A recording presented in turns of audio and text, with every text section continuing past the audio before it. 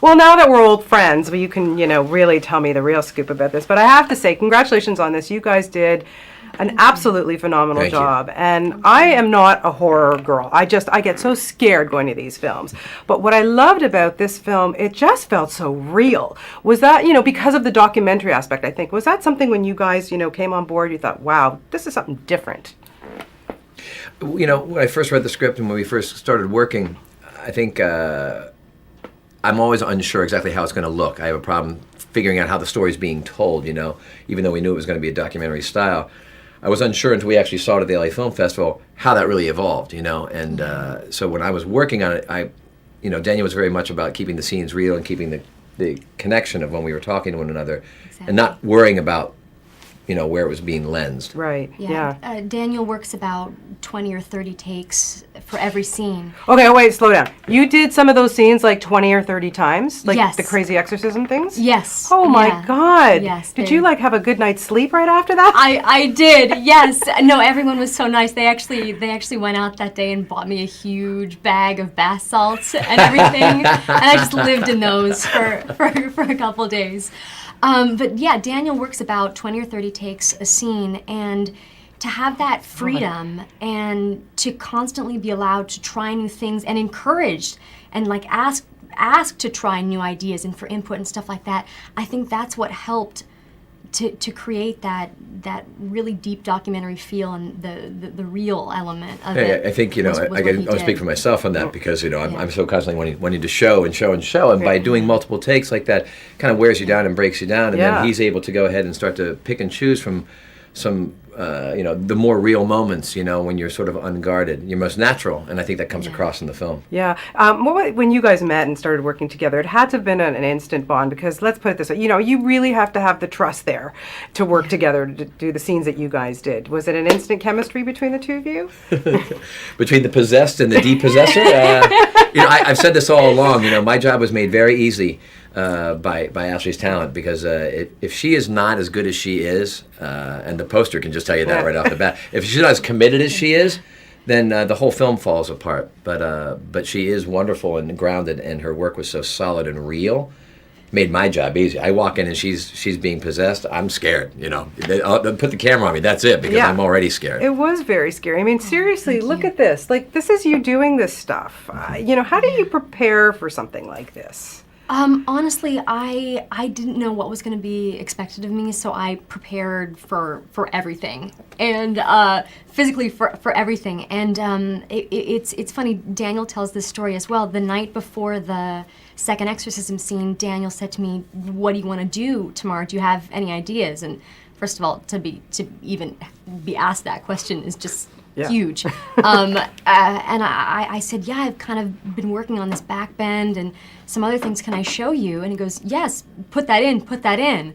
So, it just, the next day we just shot it and it was a part of the scene. So. And I understand too, you were listening to some tapes, like just exorcism, but that's creepy. Yeah, what do you have that on your iPod and you listen on the subway? I did, yeah. I listened to it on the plane flight over, which is 10 times as creepy, yeah.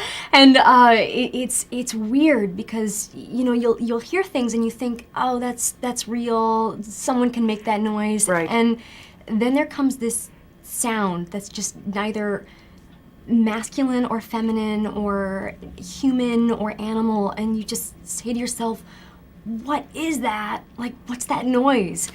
And as much as us being able to work together and becoming friends and whatnot, there is also, because it's me meeting her for the first time, there is also a sense of chemistry or lack thereof really doesn't come into play as much as I'm trying to figure out a sphinx here. I'm trying to figure out a problem, and so actually we would have these long days of work and these multiple takes, but it wasn't like in between we'd be chatting about the news and stuff like that, because the work was very intense because we'd be doing these long interviews and monologues and whatnot, and she stayed really focused, and it helped me stay focused as well. How hands-on was somebody like Eli Roth who produced this? Because we know, I mean, let's face it, he's like the gore master, but for this, it's not gore. It's the psychological thing, which I think is always scarier. But was he a hands-on producer? Well, he was so, first of all, I can't thank him enough for seeing the script and saying yes, because without his enthusiasm, we're not sitting here and the film doesn't get made. He visited set a couple of times, and from my impression, in terms of hands-on, he allowed Daniel to direct the film. It's produced by Eli, but he let Daniel very much to make it his film. But his enthusiasm and his knowledge of what was scary, and I remember him saying, what's the scariest thing we can do? What's the creepiest thing we can do? Let's do that. Right. And that was always a good thing to be reminded when you're making the film. Yeah. So when you guys watched it, did you scare yourself? I did. That we saw it for the first time at the LA Film Festival, and I went home that night and slept in my old bedroom at my parents' house with the lights on. I scared myself. Yes. Well, they were probably happy to have you home. No matter how you get there, it doesn't matter. It's always good to have the kids back home. Yeah. Well, I was surprised. I forgot, because when you're in it, you forget. I know what's going on in the film, kind of, because again, it was our first time really seeing the final cut, and I was pleasantly surprised when all of a sudden the camera's going around and something happens, and the audience goes, "Oh!" Right. And I'm like, "Oh, right, all right, that is creepy. Oh, that is scary," because I Yeah. kind of knew it was coming up, but I also was taken aback by going a couple course. of times, which is great. Yeah. Nothing's better to be in a film that is going to creep out some 16-year-old boys and girls across the nation. And also, what I love too is that there's this humor, so you're all like, oh, you're feeling all relaxed, nothing scary is going to happen. And then bang, something happens. That's a classic Eli Roth thing. So classic. And I think I got a chance to watch him also work a couple times in the editing room, and you see him working, you go, and cut that there, and tweak that there. And he actually builds the suspense of the scene and builds that shock value and that horror. Yeah. And he's so masterful at manipulating the audience in just that right way. So I remember watching Cabin Fever for the first time, not knowing that it was his film, and thinking, who's this smart guy who made this film? Because it's new and old all at the same time, and had a sense of humor and a sense of edit. And one of the great things about that, when we premiered Last Exorcism at the LA Film Festival, it was at the John Anson Ford Theater, which was the same theater that he premiered Cabin Fever a couple of years back. Wow. So there was a really nice synchronicity to So the it's very whole good thing. luck for you guys. I hope so, absolutely. Yeah. Do you guys remember the very first film that just scared the crap out of you? I'd have to say The Exorcist. Actually, I saw it when I was about 10, and it scared me. I still can't look at images of that movie. No, it totally traumatized me for I think about 2 weeks. Yeah. Patrick, how about I you? saw The Dark Secret of Harvest Home with Betty Davis, Michael O'Keefe, and that blonde guy who I thought played tennis, but he didn't. I think that's him. But she had a pair of scissors, and there was something about a tongue, and I was not excited about the result, that's for sure.